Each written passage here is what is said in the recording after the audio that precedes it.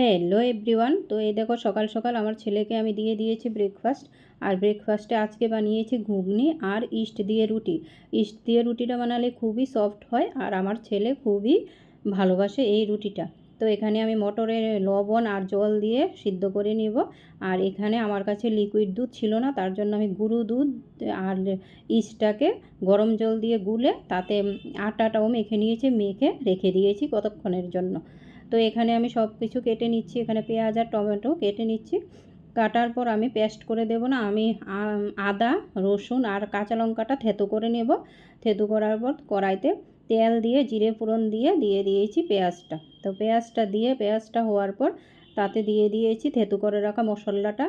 তারপর লবণ জিরে হলুদ গুঁড়ো দিয়ে তারপর তাতে টমেটোটা দিয়ে ভালো করে ভেজে নেওয়ার পর তাতে দিয়ে দেব মটর সেদ্ধ করে রাখা মটরটা। তো মটরটা হয়ে গেলে তাতে গরম মশলা দিয়ে নামিয়ে নেব। আর এখানে আমি রুটিটা করে নিয়েছি একটু নানের মতো করে।